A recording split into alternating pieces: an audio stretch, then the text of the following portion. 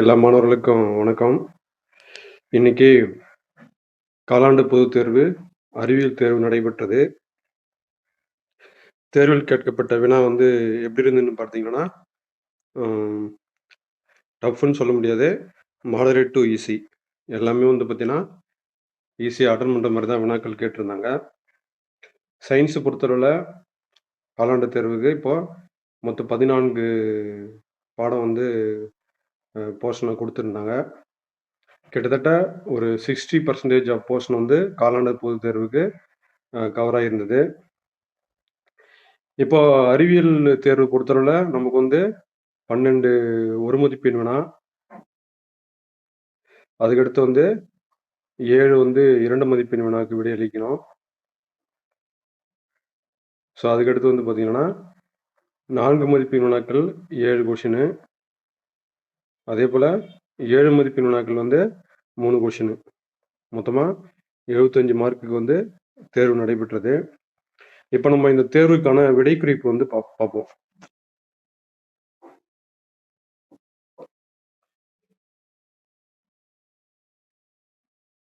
இப்போ ஃபர்ஸ்ட்டு ஒரு மதிப்பெண் வினா பார்த்தீங்கன்னா, முதல் கேள்வி. விசையின் சுழற்சி விளைவு கீழ்காணும் எந்த விளையாட்டில் பயன்படுகிறது? இதற்கு சரியான விடை சைக்கிள் பந்தயம். விழி ஏற்பமைவு திறன் குறைபாட்டை சரி செய்ய உதவுவது இரு குவிய லென்சு. ஒரு பொருளை வெப்பப்படுத்தினாலோ அல்லது குளிர்வித்தாலோ அப்பொருளின் நிறையில் ஏற்படும் மாற்றம் சுழி. கீழ்கண்டவற்றுள் எது மூவணு மூலக்கூறு? Carbon di oxide. அதாவது ஃபார்முலா CO2. இதில் ஒரு கார்பன் 2 ஆக்சிஜன் அணுக்கள் இருக்கும். எனவே இது மூவணு மூலக்கூறு. மெல்லிய படலமாக துத்தநாக படிவை பிற உலோகத்தின் மீது ஏற்படுத்தும் நிகழ்வு. இதுக்கு சரியான ஆன்சர் நாகமுலாமிடல். அதாவது இரும்பு போன்ற உலோகத்தின் மீது அது துருப்பிடிக்காமல் இருக்க அல்லது அரிமானம் ஏற்படாமல் இருக்க அதன் மீது துத்தநாக உலோகத்தை பூச்சி செய்யக்கூடிய முறைக்கு பேர் தான் நாகமுலாமிடல் அப்படின்னு சொல்லிட்டு நம்ம படிச்சிருப்போம். அதுக்கடுத்து கீழ்கண்டவற்றுள் எது சர்வ கரைப்பான்? சர்வ கரைப்பான்றது நம்ம நீர் அப்படின்னு சொல்றோம். அதுக்கடுத்து காஸ்பேரின் பட்டைகள் வேரின் டேஷ் பகுதியில் காணப்படுகிறது. அகத்தோல் பகுதியில் காணப்படுகிறது. அதுக்கடுத்து பாலூட்டிகள் டேஷ் விலங்குகள், அதாவது வெப்ப இரத்த விலங்குகள். அதை எடுத்து பாருங்க. இதயத்தின் இதயம் என அழைக்கப்படுவது SA கணு. Next question. மூளை உறைகளில் வெளிப்புறமாக காணப்படும் உறையின் பெயர் டியூராமேட்டர்.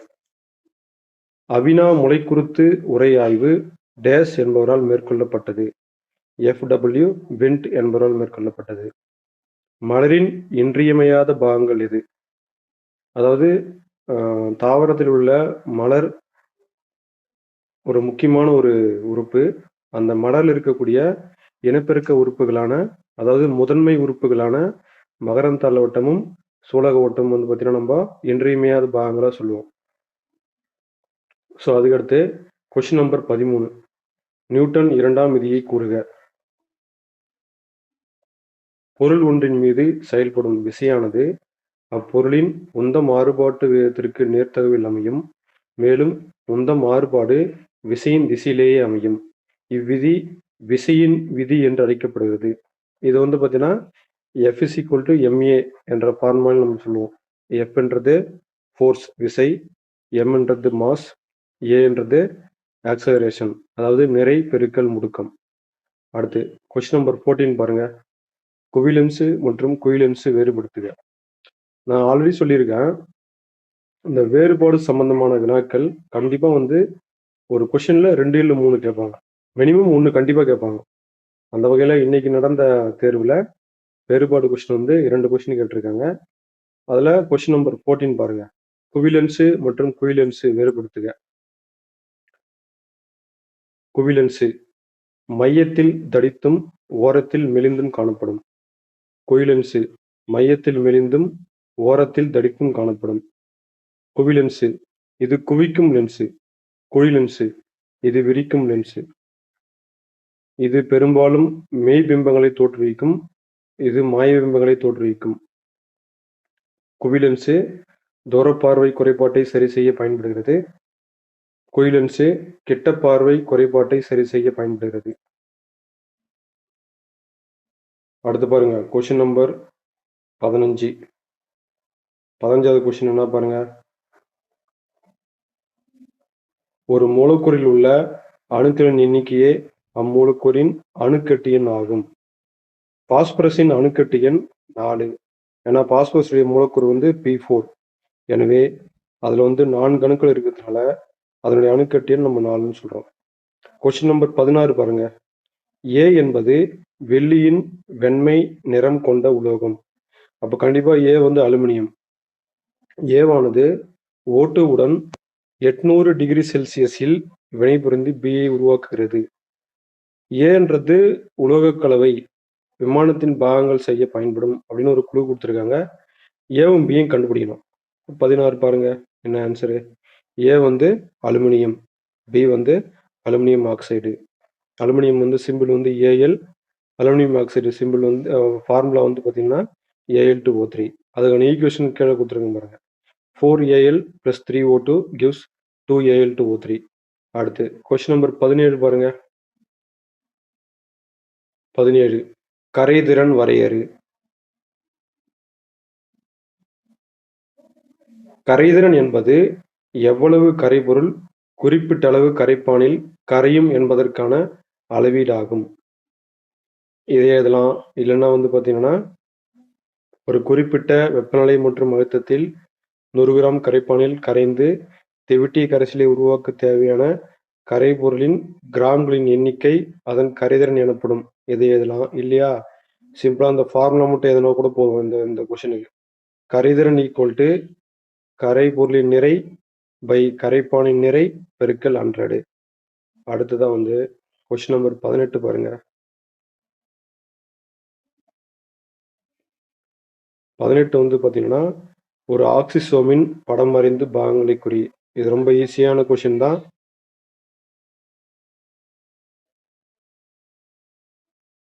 இதுதான் ஆக்சிசோமுடைய படம்.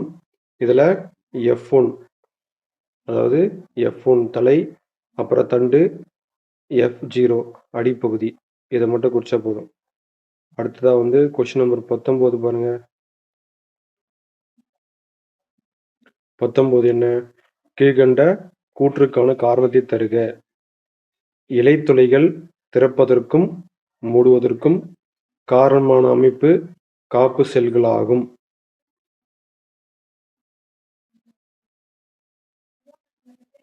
ஸோ இதுக்கான காரணம் வந்து பார்த்தீங்கன்னா, அதாவது பகலில் காப்பு செல்களுக்குள் அருகிலுள்ள செல்களிலிருந்து நீர் புகுவதால் விறைப்புத்தன்மை அடைகிறது.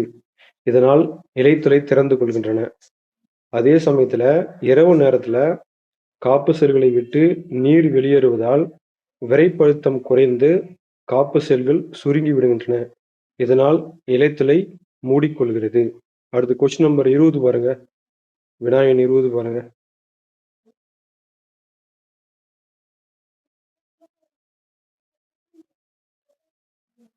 சரியா தவறா என கண்டறிந்து தவற்றினை திருத்திக் கொள்ளவும்.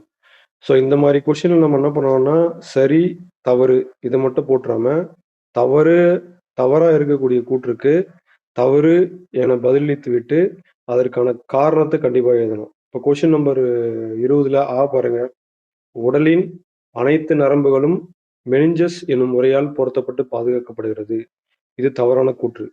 அதாவது அனைத்து நரம்புகளும் வராது, மூளை மற்றும் தண்டுவட நரம்புகள் மட்டும் தான் வரணும். அதே போல பாருங்க. ஜிப்பரலின்கள் தக்காளியில் கருவுரா கனிகளை உருவாக்குகின்றன. இது சரியான கூற்று. இப்போ 20 பாருங்க. தவறுன்னு போட்டு அந்த கூற்றுல உடலின் அனைத்து நரம்புகளும் என்ற வார்த்தைகளுக்கு பதிலா மூளை மற்றும் தண்டுடன் சொல்ற வார்த்தை வந்து போடணும். அதே போல வந்து சரியான கூற்று. வினாயன் 21 பாருங்க.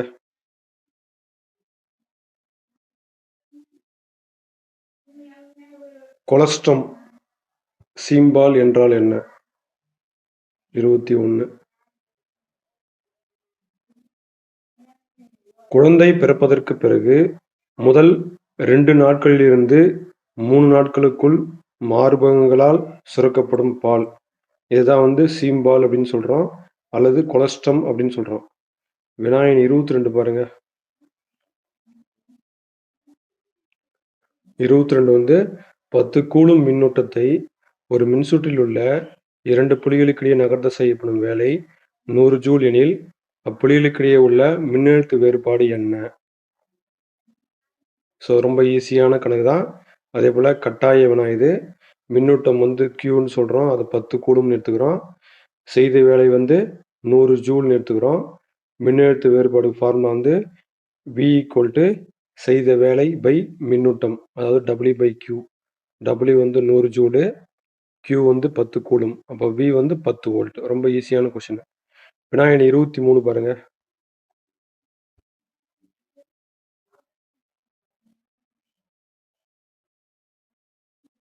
பொது ஈர்ப்பியல் விதியின் பயன்பாட்டினை விவரி.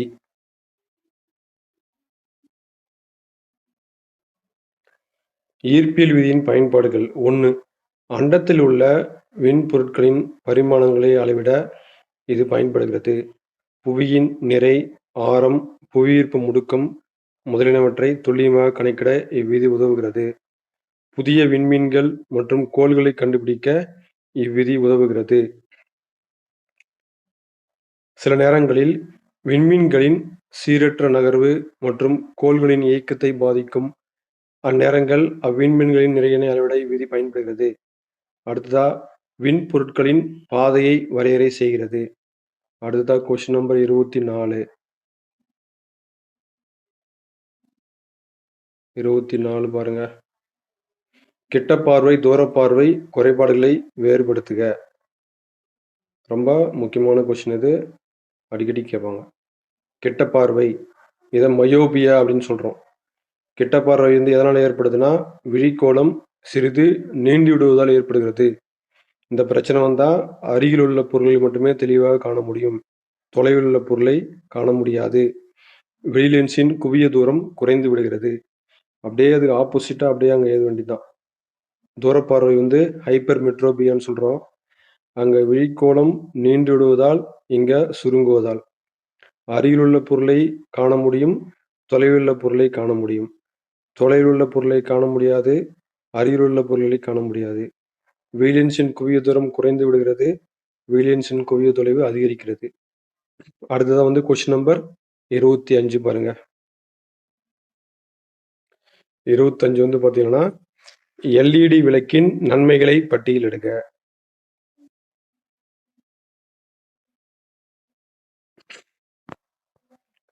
எல்இடியில் மின் இழை இல்லாத காரணத்தினால் வெப்ப ஆற்றல் இழப்பு ஏற்படுவதில்லை. மின்னிடை விளக்கை விட குறைந்த வெப்பநிலையை கொண்டிருக்கும். ஒளிரும் மின்னிடை பல்புடன் ஒப்பிடும்போது இது குறைந்த திறனை நுகரும். இது சுற்றுச்சூழலுக்கு பாதிப்பை ஏற்படுத்தாது. பல நிறங்களில் வெளியீட்டினை பெற்றுக்கொள்ள சாத்தியமாகிறது. அடுத்து கொஸ்டின் நம்பர் 26. 26 பாருங்க. கால்சியம் கார்பனேட்டை வெப்பப்படுத்தும் போது கீழ்கண்டவாறு சிதைவடைகிறது. இது என்னென்ன கொஸ்டின் கேட்டிருக்காங்கன்னா, முதல் கொஸ்டின் வந்து பார்த்தீங்கன்னா, இவ்வினையில கால்சியம் கார்பனேட் வந்து எத்தனை மோல் இருக்குதுன்னு கேட்குறாங்க. இதில் 1 மோல் கால்சியம் கார்பனேட். 2வது என்ன கொஸ்டின்னா, கால்சியம் கார்பனேட்டுடைய கிராம் மூலக்கூறு நிறைய கேட்குறாங்க. இதில் 1 கால்சியம் இருக்குதா, கால்சியம் பெருக்கல் 1 ப்ளஸ் 1 கார்பன் இருக்குதா, கார்பன் பெருக்கல் 1 ப்ளஸ் 3 ஆக்சிஜன் இருக்குதா, O பெருக்கல் 3. 40 பெருக்கல் 1 ப்ளஸ் 12 பெருக்கல் 1 ப்ளஸ் 16 பெருக்கல் 3 போடுறோம். ஏன்னா கால்சியத்தினுடைய அணுநிறை வந்து 40, கார்பனுக்கு 12, ஓக்கு 16. அப்போ எல்லாத்தையும் பெருக்கணும்னா நமக்கு என்ன ஆன்சர் வரும்? 100 கிராம் வரும்.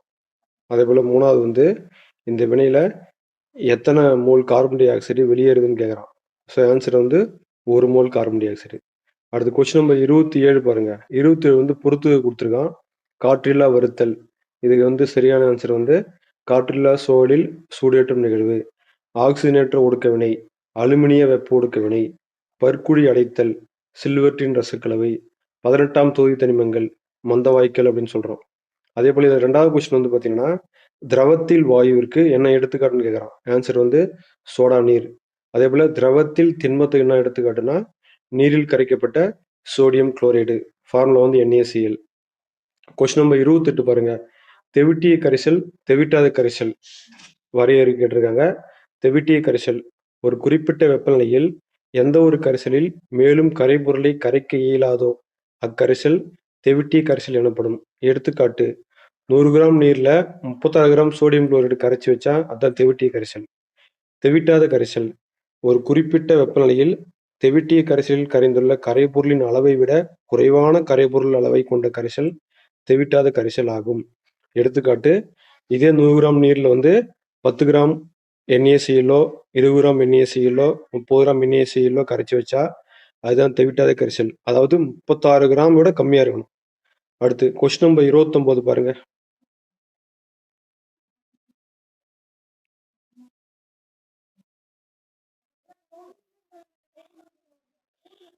அட்டையில் காணப்படும் ஒட்டுண்ணி தகவமைப்புகளை எழுதுக.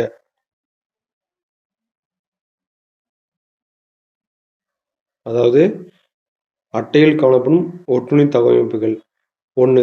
தொண்டை இரத்தத்தை உறிஞ்ச பயன்படுகிறது. உடலின் இரு முனைகளிலும் உள்ள ஒட்டுறிஞ்சிகள் அட்டையை விருந்தோம்பியுடன் உறுதியாக இணைத்துக் கொள்ள பயன்படும் கவ்வும் உறுப்புகளாக செயல்படுகின்றன.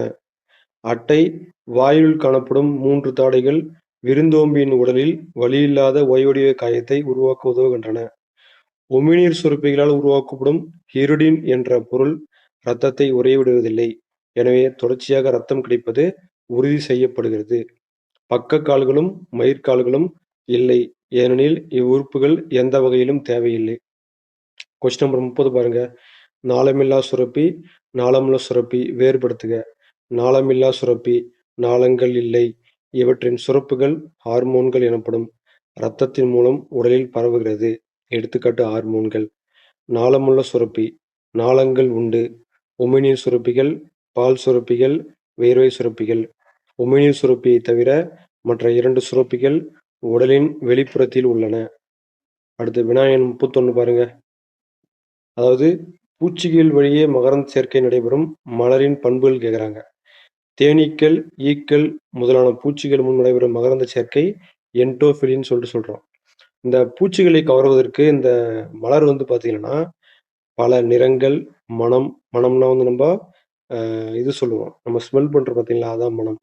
தேன் சுரக்கும் தன்மை, இந்த மாரி பண்புலாம் வந்து மலர்களுக்கு காணப்படுகிறது.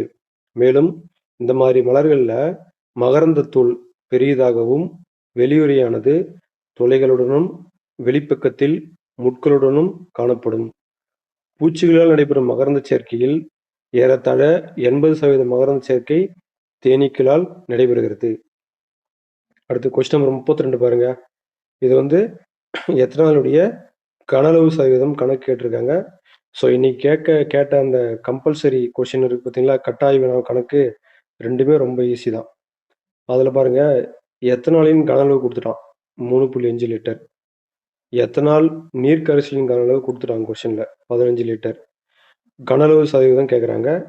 ஸோ கனளவு சதவீதத்துக்கு வந்து பார்த்தீங்கன்னா ஃபார்முலா வந்து கரைபொருளின் கனளவு பை கரைசலின் கனளவு பெருக்கல் 100. கரைபொருளின் கனளவுன்றது என்னது?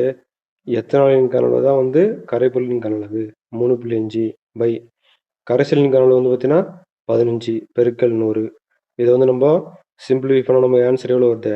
23.33% வருது. அடுத்ததாக பகுதி இ விரிவாக விடியலில் வினா எண் 33. நல்லியல்பு வாயுக்களுடைய சமன்பாட்டை வருவின்னு சொல்லிட்டு ஒரு கொஸ்டின். ரொம்ப முக்கியமான கொஸ்டின் இது. ஸோ இந்த கொஸ்டின்ல நம்ம என்ன பண்ணணும்னா, ஃபர்ஸ்ட் பாயில் விதி எழுதணும். பாயில் விதி வந்து பார்த்தீங்கன்னா PV ஈக்குவல் டு மாறிலி. 2வது வந்து சார்லஸ் விதி V/T ஈக்குவல் டு மாறிலி. அடுத்தது அவகோட்ரோ விதி V/N ஈக்குவல் டு மாறிலி. இப்போ இந்த 3 விதியும் வந்து பார்த்தீங்கன்னா இன்டகிரேட் பண்ணி PV/NT ஈக்குவல் மாறிலின்னு சொல்லிட்டு நம்ம எழுதலாம். இது வந்து வாயு இணை சமன்பாடு நம்ம சொல்றோம். இதுல மியூ மோல் அளவுள்ள வாயுவினை கொண்டிருக்கும் வாயுக்களில் உள்ள மொத்த அணுக்களின் எண்ணிக்கை அவகட்ரோ எண்ணின் மியூ மடங்கிற்கு சமம். அவகட்ரோ எண் வந்து NA சொல்லுவோம். ஏ வந்து சப்ஸ்கிரிப்ஷன்ல வரணும். அப்போ n என்பது μNA க்கு சமம். அப்போ நம்ம P/NT ஈக்குவல் டூ மாறிலி என்ற ஃபார்முலால நம்ம என்ன பண்றோம்னா, n மதிப்பை அங்க அப்ளை பண்றோம். அப்ளை பண்ணா PV/μNAT ஈக்குவல் டூ மாறிலின்னு வரும். இங்க இந்த போல்ட்ஸ்மேன் மாறிலி என்ற மதிப்பு வந்து நம்ம இங்க அப்ளை பண்றோம். அதாவது KB ஈக்குவல் டூ 1.381 பெருக்கல் 10^23 ஜூல் பெர் கெல்வின். இதுதான் வந்து போல்ட்ஸ்மேன் மாறிலியுடைய மதிப்பு. ஸோ இந்த மாறிலி தான் போல்ட்ஸ்மேன் மாறிலி. அப்போ PV/μNAT ஈக்குவல் டூ KBன்னு வருது. இப்போ என்ன பண்ணணும்னா, PV ஒரு பக்கம் வச்சுக்கின்னு μNAT அப்படியே அந்த பக்கம் எடுத்துன்னு போயிடணும். அந்த பக்கம் எடுத்துன்னு போயிட்டு நமக்கு என்ன கிடைக்கும்னா, μNAKB எல்லாம் சேர்ந்து ஒரு மாறிலி. ஸோ இந்த மாறிலி தான் வந்து வாயு மாறிலி அப்படின்னு சொல்றோம். ஆர் கேபிட்டல் ஆர்ன்னு சொல்றோம். அப்போ μNAKBக்கு பதிலா நம்ம ஆர் அப்ளை பண்ணா PV ஈக்குவல் டூ RT கிடைக்கும். இதுதான் நளில் வாயு சமன்பாடு. இப்போ ஆருடைய மதிப்பு வந்து 8.31 joule per mole per kelvin. அடுத்ததான் வந்து மின்னோட்டம் வரையறு. ஒரு கடத்தி வழியாக பாயும் மின்னூட்டங்களின் இயக்கமே மின்னோட்டம் ஆகும். மின்னோட்டத்துக்கு சிம்பிள் வந்து I is equal to Q/T formula நம்ம எழுதலாம். இரண்டாவது, மின்னோட்டத்தின் அலகை வரையறு. மின்னோட்டத்தின் அலகு வந்து ஆம்பியர். ஒரு கூலும் மின்னூட்டம் ஒரு வினாடி நேரத்தில் கடத்தியின் ஏதாவது ஒரு குறுக்குவெட்டு பகுதி வழியே கடந்து செல்லும் போது அக்கடத்தியில் பாயும் மின்னோட்டம் ஒரு ஆம்பியர் என வரையறை செய்யப்படுகிறது. ஒரு ஆம்பியர் ஈக்குவல் டு ஒரு கூலும் பை ஒரு வினாடி. மூணாவது வந்து பார்த்தீங்கன்னா, மின்னோட்டத்தை அளக்கும் கருவியின் பெயர் அம்மீட்டர். அடுத்து கொஸ்டின் நம்பர் 34 பாருங்க. நவீன அணு கொள்கையின் கோட்பாடுகளை எழுதுக. ஸோ ரொம்ப முக்கியமான கோட்பாடு. மொத்தம் 7 கோட்பாடு. அணு என்பது பிளக்கக்கூடிய துகள். ஒரே தனிமத்தின் அணுக்கள் வெவ்வேறு அலனைடுகளை பெற்றுள்ளன. ஐசோடோப்புகள் குளோரின் 1735, குளோரின் 1737. வெவ்வேறு தனிமங்களின் அணுக்கள் ஒரே அலனைடுகளை பெற்றுள்ளன. ஐசோபார்கள். எடுத்துக்காட்டு ஆர்கான் 1840, கால்சியம் 2040. அணுவை ஆக்கவோ அழிக்கவோ முடியாது. ஒரு தனிமத்தின் அணுக்களை மற்றொரு தனிமத்தின் அணுக்களாக மாற்ற முடியும். அணுவானது எளிய முழு எண் விகிதத்தில் இருக்க வேண்டிய அவசியமில்லை. எடுத்துக்காட்டு குளுக்கோஸ் C6H12O6. இந்த குளுக்கோஸ்ல வந்து பார்த்தீங்கன்னா கார்பன் ஹைட்ரஜன் ஆக்சிஜன் ரேஷியோ வந்து பார்த்தீங்கன்னா 1:2:1. இதே போல மற்ற எல்லா சேர்மத்திலையும் இதே விகிதத்தில் இருக்கணும்னு அவசியம் கிடையாது. அடுத்து அணு என்பது வேதிவினையில் ஈடுபடும் மிகச்சிறிய துகள். அடுத்த வந்து ஐன்ஸ்டீன் நிறையாற்றல் சமன்பாடு E ஈக்குவல் டு mc². அடுத்து பாருங்க, வந்து பார்த்தீங்கன்னா உருக்கி பிரித்தலை ஊது ஒளியில் உருக்கி பிரித்தலை விவரி. இதுல வந்து 3 முக்கிய பகுதியில் இருக்கும். கீழ்ப்பகுதி வந்து எரிநிலை மண்டலம்னு நம்ம சொல்லுவோம். இந்த பகுதியில் என்ன நடக்குதுன்னு பார்த்தீங்கன்னா, கார்பன் வந்து 1500 டிகிரி செல்சியஸ்ல கார்பன் டை ஆக்சைடா மாறி இருக்கும். அப்புறம் நடுப்பகுதியில் வந்து பார்த்தீங்கன்னா, கார்பன் டை ஆக்சைடு வந்து கார்பன் கூட சேர்ந்து கார்பன் மோனாக்சைடா ஒடுக்கமடைஞ்சிருக்கும். ஸோ அதுக்கடுத்து இந்த சுண்ணாம்புக்கல் வந்து 1000 டிகிரி செல்சியஸ் வெப்பநிலையில சிதைவடைந்து கால்சியம் ஆக்சைடாகவும் கார்பன் டை ஆக்சைடாகவும் மாறி இருக்கும். இந்த கால்சியம் ஆக்சைடு வந்து பார்த்தீங்கன்னா நம்ம இது சுண்ணாம்பு கூட வந்து சிலிக்கா சேர்க்கிறோம். சிலிக்கா வந்து பார்த்தீங்கன்னா இலக்கின்னு சொல்லுவோம். இந்த ரெண்டும் சேர்ந்து கசடா வெளியேறிடும். CaSiO3 கால்சியம் சிலிக்கேட், இதுதான் கசடுன்னு சொல்றோம். அப்புறம் மேற்பகுதியில் வந்து Fe2O3 வந்து பார்த்தீங்கன்னா ஃபெர்ரிக் ஆக்சைடு. இது கார்பன் மோனாக்சைடோடு சேர்ந்து 2Fe-ஆவும் 3CO2-ஆவும் வெளில போகும். அப்போ நம்ம வந்து பார்த்தீங்கன்னா இரும்பு வந்து பார்த்தீங்கன்னா கடைசியில் கிடைக்கும். இந்த இரும்பு தான் வந்து வார்ப்பு இரும்புன்னு சொல்றோம். வினாயன் 35 பாருங்க. இரத்தத்தின் பணிகள். சுவாச வாயுக்களை கடத்துகிறது. செரிமானம் அடைந்த உணவுப் பொருட்களை அனைத்து செல்களுக்கும் கடத்துகிறது. ஹார்மோன்களை கடத்துகிறது. நைட்ரஜன் கழிவுப் பொருட்களான அம்மோனியா, யூரியா, யூரிக் அமிலம் போன்றவற்றை கடத்துகிறது. நோய் தாக்குதலில் இருந்து உடலை பாதுகாக்கிறது. உடலின் வெப்பநிலை மற்றும் pH-ஐ ஒழுங்குபடுத்தும் தாங்கு ஊடகமாக செயல்படுகிறது. உடலின் நீர் சமநிலையை பராமரிக்கிறது. அடுத்து பாருங்க. வந்து பார்த்தீங்கன்னா அதாவது 35ல ஆ.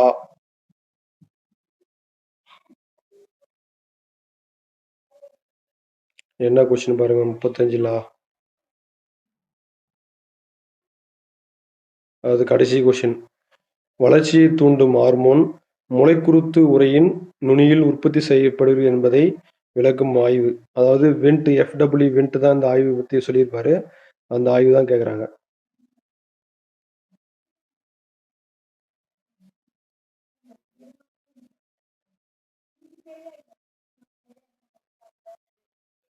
அதாவது ஃப்ரிட்ஸ் வார்மால்ட் வென்ட் அவர் தான் வந்து பார்த்தீங்கன்னா டச்சு நாட்டு உயிரியல் அறிஞர். இப்போ முளைக்குருத்து உறையில் வரிசைக்கிரமான பல ஆய்வுகளை வந்து மேற்கொள்றாரு. ஸோ அப்படியே வந்து தள்ளி வர்ற பாருங்க. அப்படியே நீங்க பார்த்து நோட்ஸ் எடுத்துங்க. இல்ல அசைன்மென்ட் எழுதுறவங்க அப்படியே பார்த்து அசைன்மென்ட் எழுதிங்க.